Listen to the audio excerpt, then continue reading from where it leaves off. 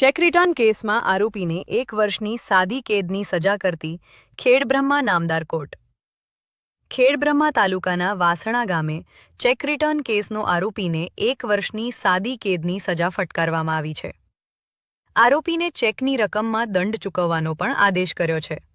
આ કેસ ખેડબ્રહ્માના કનુભાઈ કોદરભાઈ પટેલ અને વાસણા ગામના જિગ્નેશકુમાર વિઠ્ઠલભાઈ રાઠોડ વચ્ચેનો છે. કનુભાઈ પાસેથી જિગ્નેશકુમારે 2,50,000 હાથ ઉછીના લીધા હતા. આ રકમના બદલામાં જિગ્નેશકુમારે કનુભાઈને બેંક ઓફ બરોડા ખેડબ્રહ્મા શાખાનો 2,50,000નો ચેક આપ્યો હતો. જ્યારે કનુભાઈ પટેલે આ ચેક બેંકમાં જમા કરાવ્યો ત્યારે જિગ્નેશકુમારના ખાતામાં પૂરતું ભંડોળ ન હોવાથી ચેક પરત ફર્યો હતો. આથી કનુભાઈ કોદરભાઈ પટેલે જિગ્નેશકુમાર વિઠ્ઠલભાઈ રાઠોડ વિરુદ્ધ ખેડબ્રહ્મા કોર્ટેમાં ફોજદારી કેસ હેઠળ ઘી નેનોશિયેબલ ઇન્સ્ટ્રુમેન્ટ એક્ટની કલમ 138 મુજબ ચેક રિટર્નની ફરિયાદ દાખલ કરી હતી. આ કેસમાં ખેડબ્રહ્માના એડિશનલ ચીફ જ્યુડિશિયલ મેજિસ્ટ્રેટ કે જે રાઠોડની કોર્ટમાં ચાલ્યો હતો.